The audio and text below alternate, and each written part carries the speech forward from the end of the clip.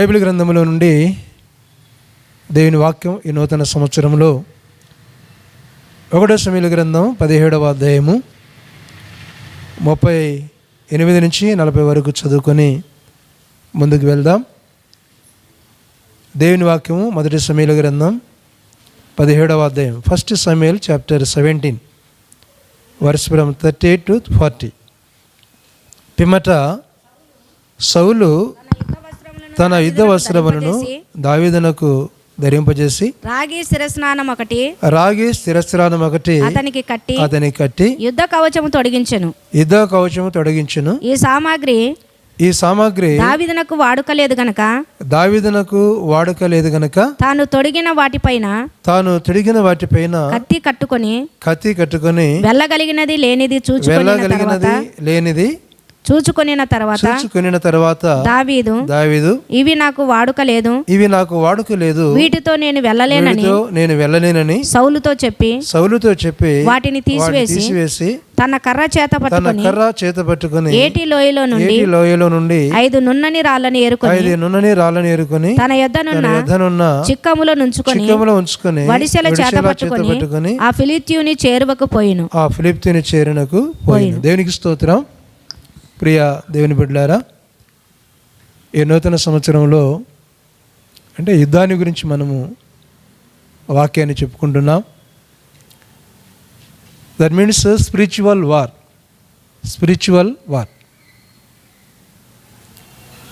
మన లైఫ్ కూడా ఈ లోకంలో ఒక యుద్ధమే. అంటే spiritual war on the earth in our life. మన జీవితం అన్నది ఈ లోకంలో ఇలానే కొనసాగుతూ ఉంది. మనం మౌనంగా ఉంటాము. మౌనంగా ఉన్నా కూడా మన మీదకి శత్రువులు వస్తారు. మనం ఏమనలేదు కదా, వారిని ప్రేమించాం కదా, అయితే వారిని ప్రేమిస్తే మాకు ఇలాంటి శత్రుత్వం, విరోధం ఎందుకు వచ్చింది అని మనం అనుకుంటూ ఉంటాం. లోకంలో అపవాది ఉన్నాడు, లోకంలో శత్రువు ఉన్నాడు, లోకంలో సైతాను ఉన్నాడు. కాబట్టి ఈ సైతాను మనం జయించాలి. ఈ లోకంలో మనం యుద్ధము చేయాలి అంటే ఏ విధంగా యుద్ధము చేయాలి అంటే, అతను ఏమైనా మనల్ని అంటే తిరిగి అనాలా, అతను మనల్ని కొడితే తిరిగి అతన్ని కొట్టాలా, అంటే ప్రతీకారం తీర్చుకోవాలా, కాదు అని బైబిల్ సెలవిస్తాము. ఎవరైతే దేవుని వాక్యాన్ని నమ్ముతున్నారో, నమ్మిన వారు వాక్య ప్రకారం జీవిస్తారో వారే దేవుని బిడ్డలు. బైబిల్ గ్రంథంలో మనకు శారీరకంగా యుద్ధము కొంతవరకు కనిపిస్తుంది, కానీ but this is not body warning, అంటే శరీర సంబంధమైనటువంటి యుద్ధము కాదు. ఏ యుద్ధం అనగా ఆత్మీయ యుద్ధం. మనము ఆత్మీయ జీవితంలో ఎదుగుదల చెందాలి అంటే ఈ దేవుని యొక్క కవచం అన్నదే మన జీవితంలో ఉండాలి. అప్పుడు విజయాన్ని మనం పొందగలం. అంటే కంప్లీట్గా we must depend upon the God in spiritual life. We are not depend our conscience, అంటే మన యొక్క మనస్సాక్షి మీద మనం ఆధారపడి మనము యుద్ధానికి వెళ్ళకూడదు, కానీ మనము దేవుని మీద ఆధారపడి ఆత్మీయ జీవితాన్ని కొనసాగించాలి. యవనస్తులైనా పెద్దలైనా ఎవరైనా. ప్రియులారా, శత్రువు ఉన్నాడు ఇక్కడ. శత్రువు గొల్యాతు అనేటువంటి శత్రువు. ఇతన్నే మనం అనుకుంటాము సైతాన్ అనుకుంటాం. ఎవరైనా మనకి ఇష్టం లేకపోతే వారిని ఏమంటామంటే అరే సైతాన్ అంటాం. యేసుప్రభు వారు కూడా యూదా ఇస్కరియోతుతో మాట్లాడుతూ సాతానా అన్నాడు. అన్న మాటలు మనం చూస్తాం. అంటే అపవాది వారిలో ప్రవేశించి ఈ విధంగా పనిచేస్తాడు. అంటే ఎవరైతే వారి హృదయాన్ని దేవునికి ఇవ్వలేదో వారిలో అపవాది పనిచేస్తాడు. ఎవరైతే దేవునికి తన హృదయంలో చోటిస్తారో వారిలో దేవుడు పనిచేస్తాడు. గుర్తుపెట్టుకోండి. ఇక్కడ దేవుని కార్యాలు, మంచివారు మంచి పనులు చేస్తారు, చెడ్డవారు చెడ్డ పనులు చేస్తారు. పిల్లరా, చిన్నవాడు దావీదు, తెరదగా 15 ఏళ్ళ వయస్సు, ఆ వయస్సు ఉన్నటువంటి వాడు దావీదు. అన్నగారికి ఆ రొట్టెలను ఆహారాన్ని తీసుకుని వెళ్ళేవాడు దావీదు. దావీదు యుద్ధానికి వెళ్ళడానికి ఆయనకి సామర్థ్యం ఉందంటే, అంటే శరీర బలం ఉన్నదంటే లేదు, అలాంటి పరిస్థితి. కానీ ఆత్మీయ బలం ఉన్నది దావీదు మహారాజుకి. ఆత్మీయ బలం ఉన్నది ఆయనకి. ఏంటంటే నేను సాధించగలను, నేను చేయగలను అని. అంటే సంపూర్ణముగా దావీదు మహారాజు దేవుని మీద ఆధారపడ్డాడు. కంప్లీట్గా దేవుని మీద ఆధారపడ్డాడు దావీదు మహారాజు. ఆధారపడ్డాడు కనుక ఇంకా ఆయనలో ఒక్క పర్సెంట్ కూడా, ఒక్క బొట్టు కూడా బలహీనత, అవిశ్వాసం అన్నది లేదు. ఒకటి వాడి దగ్గర వెపన్స్ ఉన్నాయి, మన దగ్గర వెపన్స్ లేవు. రష్యా దగ్గర వెపన్స్ ఉన్నాయి, ఉక్రెయిన్ దగ్గర వెపన్స్ లేవనుకోండి, యుద్ధానికి వెళ్ళలేరు. 2 దేశాలకు వెపన్స్ ఉన్నాయి కాబట్టి వారు యుద్ధానికి వెళుతున్నారు. కానీ దేవుని బిడ్డల విషయంలో, మన యొక్క ఇశ్రాయేల్ యొక్క దేశ విషయంలో కొన్ని విషయాలు జ్ఞాపకం చేసుకున్నప్పుడు వారి యుద్ధం అన్నది చాలా ప్రత్యేకమైనది. రాగి శిరస్రాణం ఒకటి తీసుకుని వచ్చి ఆయనకు తొడిగించారు దావీదు మహారాజు. ఆ శిరస్రాణము తొడిగించి దానికి కత్తి కట్టుకోవాలి. కత్తి కట్టుకోవాలా, ఆ కత్తి ద్వారా యుద్ధానికి అక్కడ వెళ్ళాలి. అంటే డాలు అనేది ఉంటుంది, కత్తి ఉంటుంది. అంటే అవతలవాడు మన మీదకి వచ్చినప్పుడు ఏ విధంగా ఆ డాలు అడ్డుపడుతుందో ఆ డాలు అడ్డు పెట్టుకోవడం, ఏ విధంగా యుద్ధం చేయటం, అలా. అవతలవాడికి సామర్థ్యం ఉన్నది, వెపన్స్ ఉన్నాయి. దావీదు మహారాజుకి వెపన్స్ తగిలిచ్చాడు, సౌలురాజు తగిలిచ్చాడు, కానీ పక్కన పెట్టేశాడు. చూడండి, పక్కన పెట్టేశాడు. ప్రియులరా, యుద్ధానికి వెళుతూ ఉన్నాడు. ఆలోచన చేయండి, ఈ లోకరీతిగా మనకు ఏమీ లేకపోయినా, అంటే ఈ లోకరీతిగా మనకి ఏమీ లేకపోయినా దేవుని బలము, దేవుని శక్తి ఉండాలి, అది చాలు. దేవుని బలము, దేవుని శక్తి ఉంటే చాలు. గమనించండి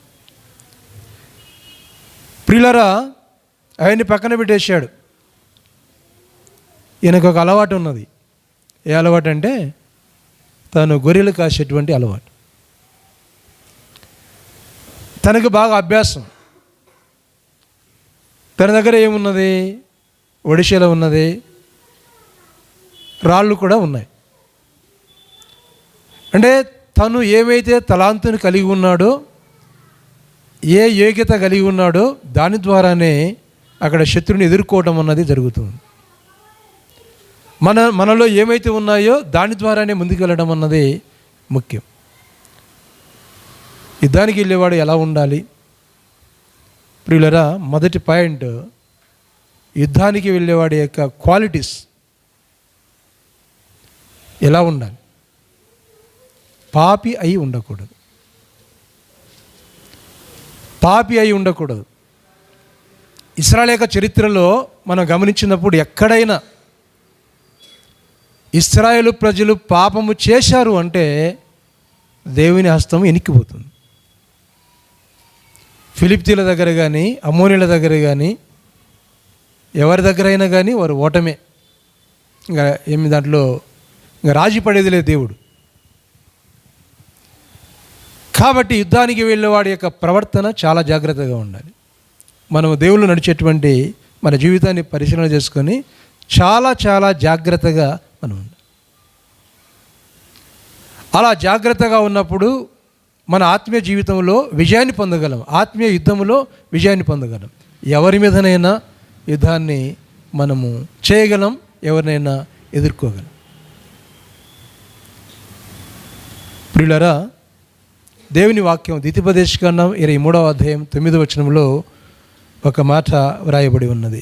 యుద్ధానికి వెళ్ళేవాడి యొక్క ప్రవర్తన సరిగా ఉండాలి అని వాక్యము సెలవిస్తుంది. 23వ అధ్యాయం 9వ వచనం చదవండి. నీ సేన శత్రువులతో యుద్ధమునకు బయలుదేరినప్పుడు ఏ దుష్కార్యమును చేయకుండా జాగ్రత్త పడవలెను. బాగా అర్థమైందండి. యుద్ధానికి వెళ్ళేవాడికి క్వాలిటీస్ ఏంటంటే ఆయుధాలు కాదట.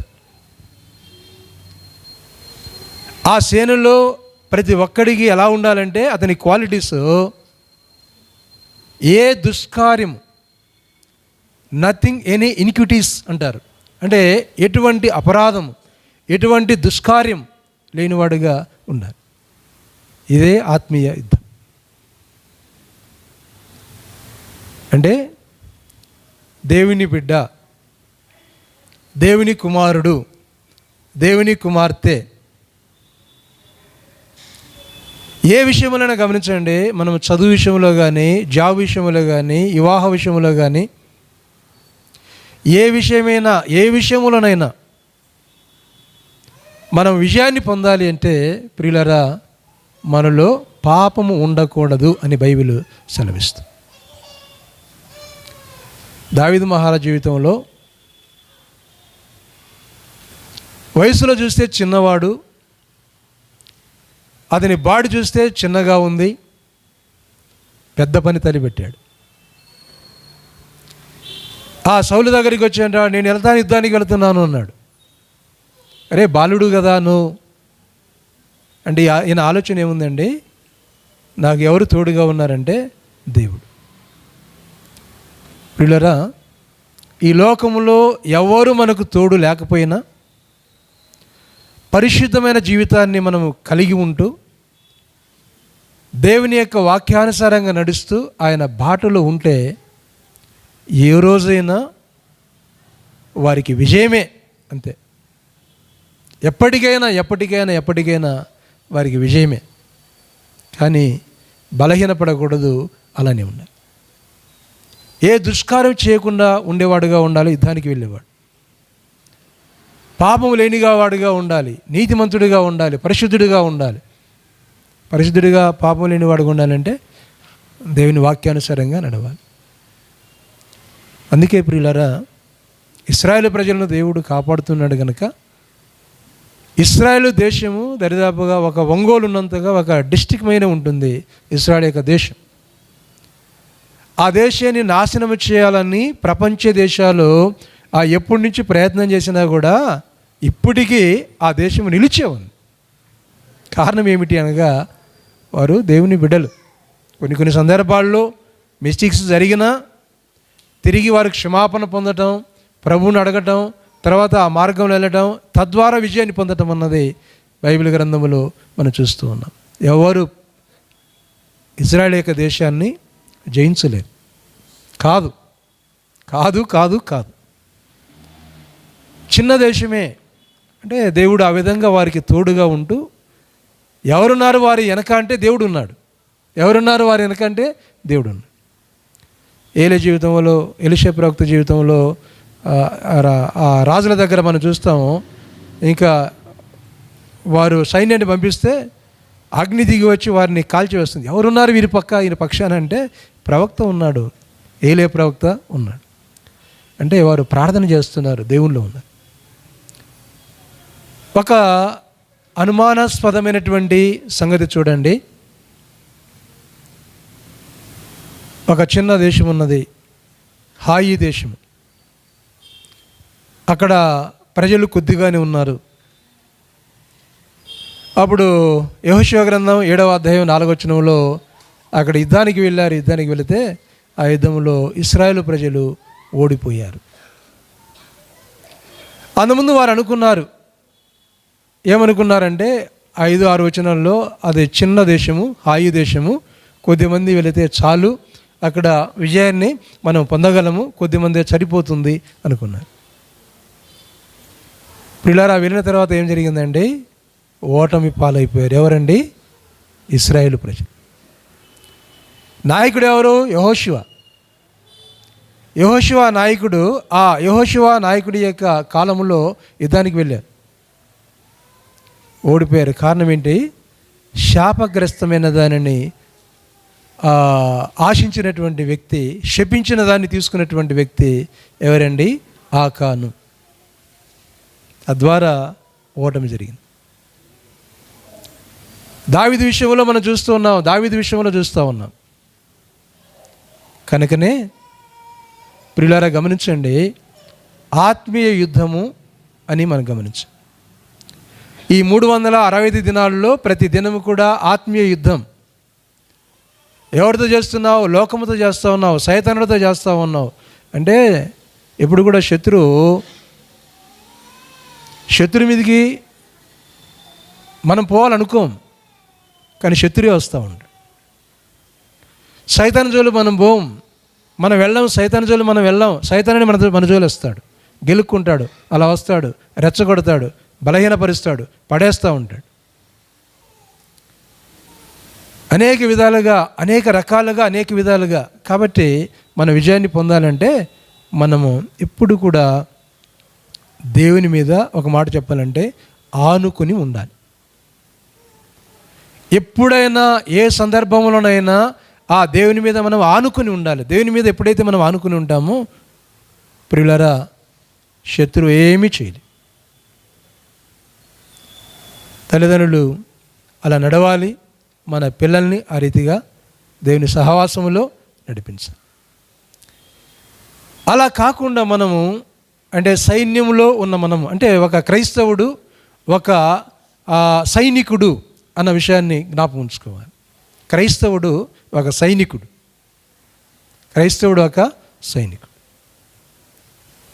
1 తిమోతికి రాసిన పత్రిక 2వ అధ్యాయం 4వ వచనంలో, 2 తిమోతి 2:4లో దేవుని వాక్యం ఉంటుంది. ఏముంటుందంటే, ఆ యుద్ధమునకు వెళ్ళే ఆ సైనికుడు జీవన వ్యాపారంలో చిక్కుకున్నాడు. 2 తిమోతి 2వ అధ్యాయము 4వ వచనం. జీవన వ్యాపారంలో చిక్కుకున్నాడు. ఎవరండి? యుద్ధానికి వెళ్ళే వ్యక్తి. చాలామంది ఇరుక్కుంటా ఉన్నాం జీవన వ్యాపారంలో. రోజుకి 24 గంటలు టైం అంటే ఎక్కడిస్తున్నాం? ఒకసారి ప్రశ్నించుకుందాం. 24 గంటల్లో మన జీవన వ్యాపారం ఎంత ఉందో, దేవునికి ఇచ్చే సమయం ఎంత ఉందో గమనించండి. సమయం అన్నది చాలా వాల్యుబుల్. సమయం అన్నది దేవునిది. కాబట్టి మన వయసు కూడా వాల్యుబులే, తిరిగి రాదు. మన పుట్టుక కూడా వాల్యుబులే, తిరిగి రాదు. కొంతమంది పుట్టుక గురించి ఏం చేస్తారండి? ఎందుకు పుట్టానరా నేను, పుట్టుకుంటే బాగుండేది కదా అనేవారు చాలామంది ఉన్నారు. నేను క్రిస్మస్ దినాన్ని నేను చెప్పాను, ఏబు నేను పుట్టుకుంటే బాగుండేది కదా అని ఏబు అంటాడు.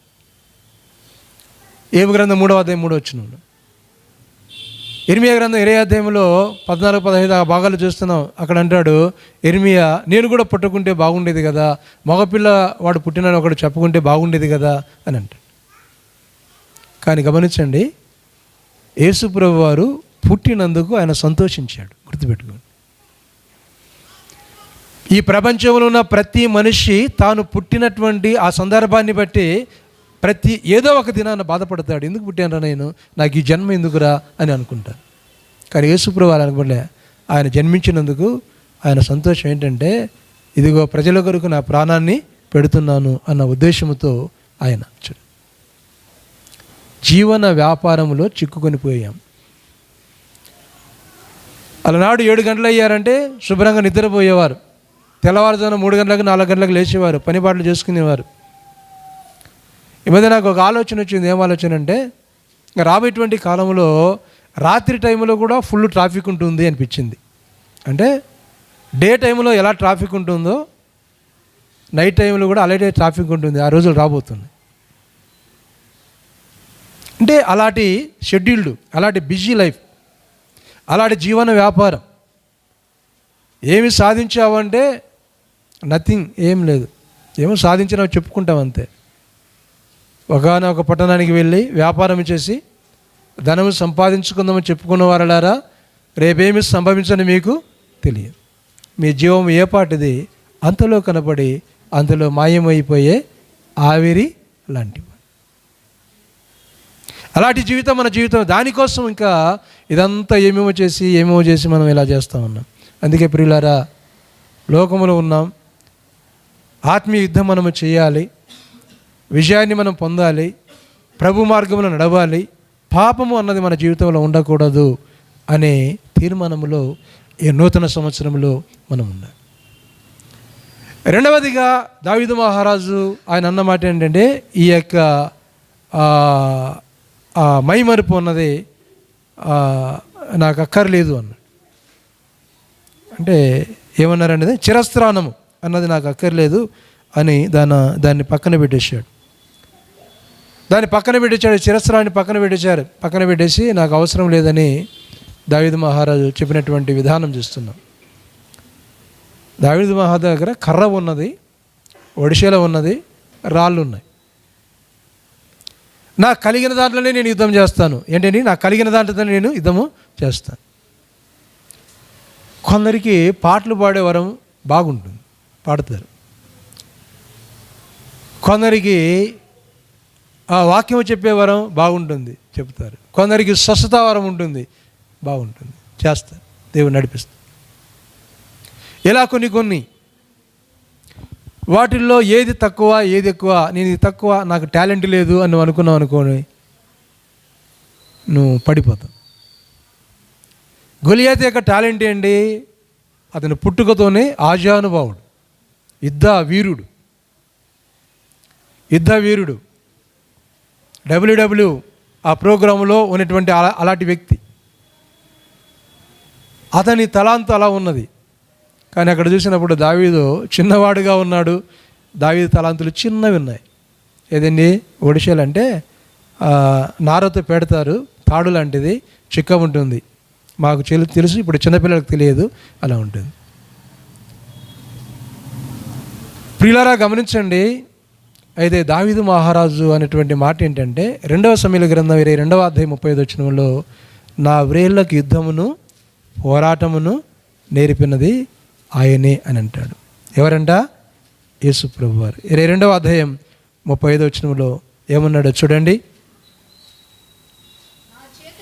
నా చేతులకు యుద్ధమును నేర్పువాడు ఆయనే, నా బాహువులు ఇత్తడి విల్లును ఎక్కువ. ఈయన చేతులు చిన్న చేతులు. ఎవరి అండి? దావీదు మహారాజు చేతులు చిన్న చేతులు, గొలియాతు చేతులు పెద్ద చేతులు. కానీ చూడండి ఏమంటున్నాడంటే, నాకు యుద్ధము నేర్పువాడు ఆయనే. అంటే మనం కూడా ప్రార్థన చేయాల, ప్రభువా నేను ఎలా నడవాలో, ఎలా నడుచుకోవాలో నాకు నేర్పించు ప్రభువా అని ప్రార్థన చేయి. అలా ప్రార్థన చేసినప్పుడు చక్కగా ఆయన నడిపిస్తాడండి, చక్కగా నీ త్రోవను సరళం చేస్తాడు. అందుకే బైబిల్ గ్రంథంలో, నీ వాక్యము నా పాదములకు దీపమును, నా త్రోవకు వెలుగై ఉన్నది. ఈరోజు ఉదయం చదవగానే బైబిల్ చదువుకోవాలా, తర్వాత ఆ వాక్యానుసారంగా మనము నడుచుకోవాలా, బైబిల్ చదువుకోవాలా, ఆ వాక్యానుసారంగా నడుచుకోవాలా.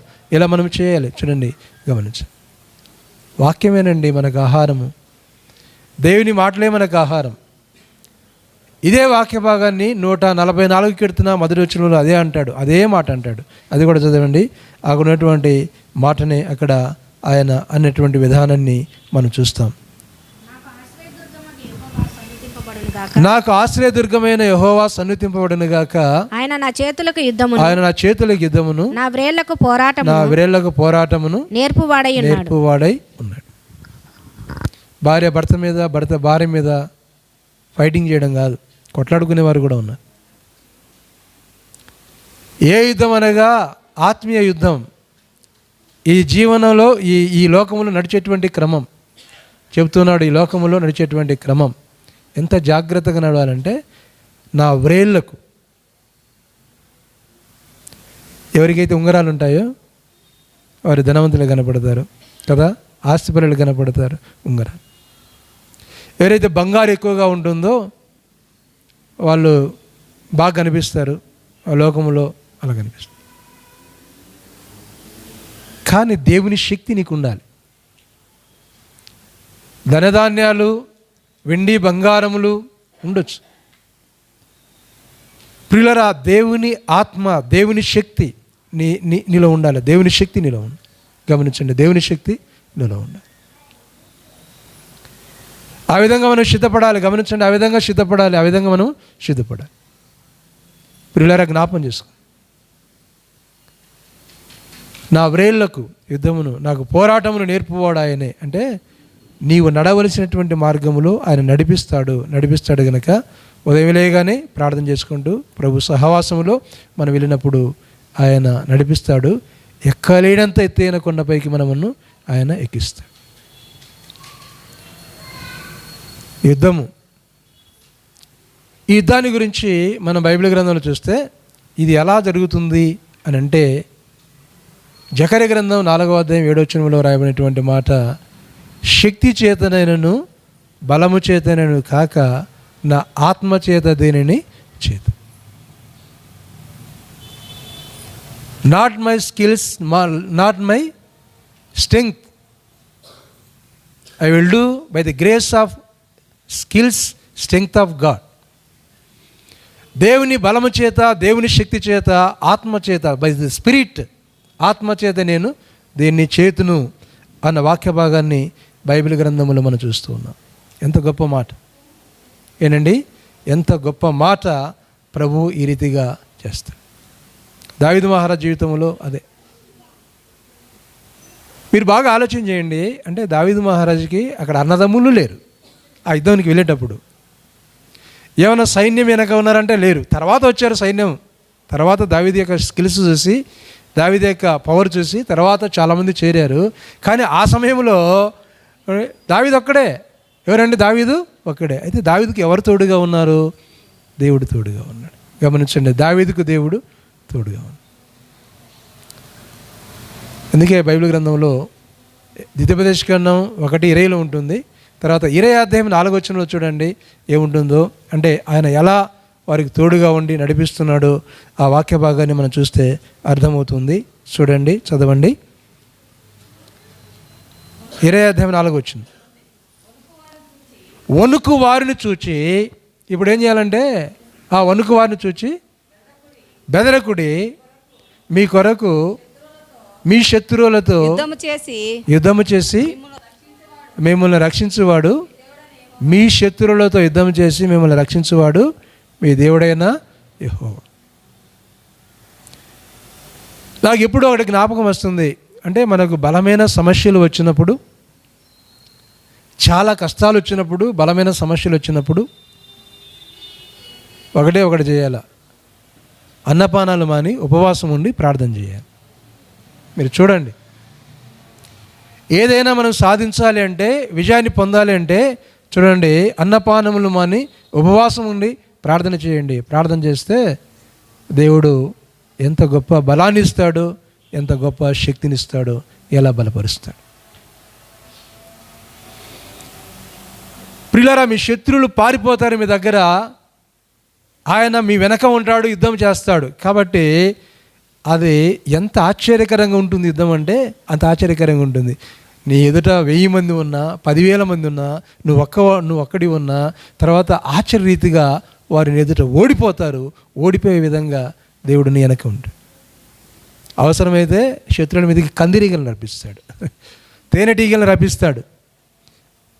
బైబిల్లో చాలా చోట్ల ఉంది. ఆ కందిరీగలు, తేనెటీగలు వచ్చి వారిని కరచడం వల్ల నాశనం అయిపోయారు శత్రువులు. అది దేవునికి సాధ్యం. దేవుడు ఆ విధంగా చేసి ఆ శత్రువులను ఓడగొట్టే విధంగా ఆయన చేస్తాడండి. గమనించండి, అంటే ఈ విధంగా ప్రభు తన కార్యాలను ఆయన జరిగిస్తాడు. అందుకే దేవుని శక్తి. మందిరం కట్టే విషయంలో నెహెమ్యా గ్రంథం 4వ అధ్యాయం 20వ వచనంలో అక్కడ ఎక్కడైతే స్వరం వినపడిందో ఆ స్వరం వినపడిన దగ్గరికి ప్రజలు వచ్చారు. ప్రజలు వచ్చి అక్కడ ఉన్నప్పుడు దేవుడు వారికి తోడుగా ఉండి యుద్ధంలో విజయాన్ని పొందినటువంటి సందర్భాన్ని బైబిల్ గ్రంథంలో చూస్తాం. నెహెమ్యా గ్రంథం 4వ అధ్యాయము 20వ వచనం చూడండి. అక్కడ దేవుని యొక్క వాక్య భాగం. గనుక ఏ స్థలములో నీకు బాకానాదం వినపడునో అక్కడికి మా దగ్గరికి రండి అంటే ఒక గ్రూపుగా కండి, మన దేవుడు మన పక్షముగా యుద్ధము చేయ. అప్పుడు ప్రభుత్వం వీళ్ళది కాదు, ప్రభుత్వము మరొకరిది. మాదియా పారిశ్రామిక అంటాం కదా, వారిది ప్రభుత్వం. బబులోను యొక్క దేశానికి వెళ్ళిపోయారు, అది మనం చూస్తున్నాం. బానిసలకు వెళ్ళిపోయారు. నెబుకద్నెజరు యొక్క కాలంలో అలాంటి పరిస్థితి. ఐగుప్తు ప్రాంతానికి కొందరికి వెళ్ళిపోయారు, అలాంటి పరిస్థితి. అయితే వీళ్ళంతా ఒక దేవుని బిడ్డలుగా తయారై అక్కడ ఒక స్వరాన్ని కలిగి ఉన్నారు. అందుకే నేను అన్నది దేవుని స్వరము అంట. ఎవరి స్వరం అండి? అది దేవుని స్వరం. ఎవరైతే శత్రువులు వచ్చారో ఆ రాగానే మేము స్వరాన్ని అక్కడ ఊతాము. స్వరాన్ని ఊదగానే మీరందరికీ ఇక్కడికి రండి. ఇక్కడికి వచ్చినప్పుడు యెహోవా మన పక్షాన ఉండి ఏం చేస్తాడట? ఆయన యుద్ధాన్ని చేస్తాడు. ప్రియులారా, అందుకే బైబిల్ గ్రంథంలో దావీదు మహారాజు చెప్పినటువంటి మాటలు చాలా ఉన్నాయి. మత్తయి సువార్త 26వ అధ్యాయం 52వ వచనంలో ఒక వ్యక్తి అక్కడ చెవి నరికేశాడు. చేతులు నరికేస్తే ప్రభు ఏమన్నాడండి? కత్తి నీ వరలో పెట్టుము, కత్తి పట్టుకున్నవాడు కత్తితోనే నశించును అని. కత్తి నీ వరలో పెట్టుము, కత్తి పట్టుకున్నాడు కత్తి వల్ల నశిస్తాడు. అందుకే అర్థమైందా? కాబట్టి ఈ కవచము కాదు, కర్ర ఉన్నది, ఆడి దగ్గర చిక్కం ఉన్నది, 5 రాళ్ళు ఉన్నాయి. ఇవన్నీ కూడా దైవత్వానికి సూచనగా ఉన్నటువంటి సందర్భాన్ని మనం చూస్తూ ఉన్నాం. ప్రియులరా, చిక్కము విసిరితే దాని వేగము 100 కిలోమీటర్ల వేగముతో పాటుగా వెళుతుందంట. చిక్కముల రాయి పెట్టి దాన్ని విసిరితే 100 కిలోమీటర్ల వేగముతో ఆ రాయి వెళుతుంది. దానికి ఉన్నటువంటి క్వాలిటీస్. గొర్రెలకు వెళ్తారు కదా దావీదు మహారాజు, కనుక ఆ తోడేళ్ళు వచ్చినప్పుడు వాటిని అదిలించడానికి ఆ రాయిని ఉపయోగించేవాడు. క్రూరమైన తోడేళ్ళు ఇక్కడ ఉన్నాడు. ఎవరు? గొలియాతు ఉన్నాడు, ఫిలిప్పీలు ఉన్నారు, శత్రువులు ఉన్నారు. మన ఎదుట ఎంతోమంది క్రూరమైన తోడేళ్ళు ఉన్నారు, తోడేళ్ళు ఉన్నారు. ప్రియులరా, వాడిని మనం జయించాలంటే ఏం చేయాలా? ప్రార్థన పూర్వకంగా మనము జయించాలి. కత్తిని వరలో పెట్టుము, కత్తి పట్టుకున్నవాడు కత్తి చేతినే నశించు. యేసుప్రభువు వారు ఎలా జయించాడు? కత్తి చేత ఆయన జయించాడా? ఆయన యుద్ధం చేశాడా? కత్తితో జయించాడా? లోకము బిత్తరపోయింది, లోకానికి అర్థం కాలేదు. యేసుప్రభువుని సమాధి చేసిన తర్వాత బూడ్చిపెట్టి కావిలి ఉంచి తర్వాత అక్కడ లంచాలు ఇచ్చి ఎన్నెన్నో ప్రయత్నాలు చేశారు. ఎన్ని ప్రయత్నాలు చేసినా యేసుప్రభువు వారు సజీవుడిగా తిరిగి 3వ దినాన లేచాడు. ఎవరు చంపుతారు ఆయన్ను? మన పాపాల నిమిత్తమే ఒకసారి చనిపోయాడు యేసుప్రభువు వారు. మన పాపాల నిమిత్తమే చనిపోయాడు యేసుప్రభువు వారు. తిరిగి ఆయన లేచాడు. ఇంకా ఎవరు చంపుతాడు ఆయన? ఇప్పుడు ఆయన చంపుతాడు. ఎవరిని చంపుతాడు తెలుసా? పాపము చేసినటువంటి వారిని, పాపములో జీవించేటువంటి వారిని. పాపాత్మలను అగ్నిగుండములే చేస్తారు. కాబట్టి అక్కడ అగ్ని ఆరదు, పురుగు చావదు అనేటువంటి మాట చూస్తూ ఉన్నాం. ప్రియులారా, ఒక దెబ్బతో దావీదు మహారాజు ఒకటే ఒక రాయి, 5 రాయిలు కూడా ఉపయోగించలే, ఒకటే ఒక రాయి ఉపయోగించాడు. ఆ ఒక్క రాయికి పడిపోయాడు ఆ గొలియాతు, శత్రువు పడిపోయాడు.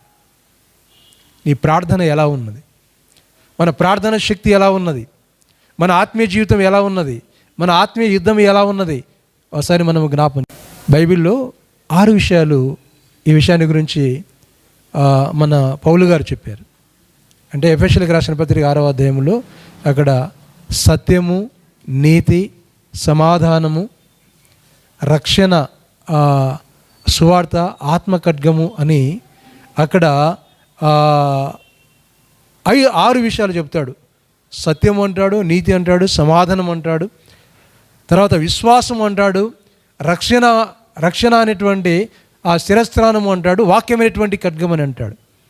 ఇవి మనలో ఉండాలి. దావీదు మహారాజులో ఉన్నాయి. సత్యం అనేటువంటి దట్టి ఉన్నది, నీతి అనేటువంటి మైమరుపు ఉన్నది, సమాధానమైనటువంటి మనస్సు ఉన్నది, రక్షణ, అక్కడ విశ్వాసం అనేటువంటి ఆ విశ్వాసం ఉన్నది, ఐదవదిగా రక్షణటువంటి చిరస్త్రానం ఉన్నది.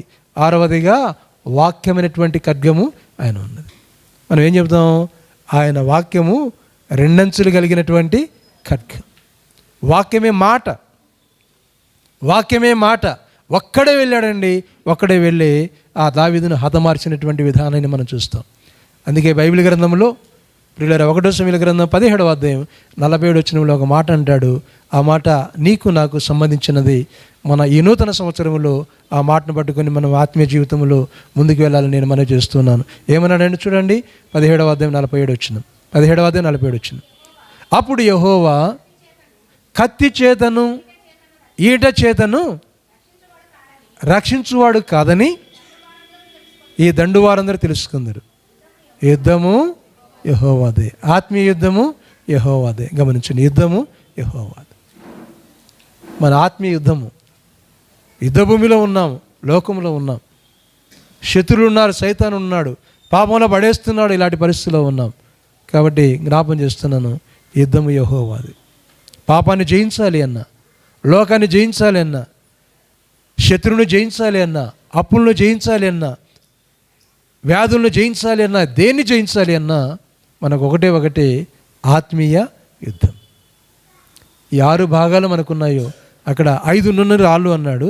అది ఆత్మీయ జీవితాన్ని గరుగ్గా ఉంటే అది ఆత్మీయ జీవితం కాదు. అక్కడ మెత్తటి హృదయం అనేటువంటి మాటను మనం చూస్తున్నాం. కాబట్టి దావీదు మహారాజు ఆత్మీయ యుద్ధం చేశాడు.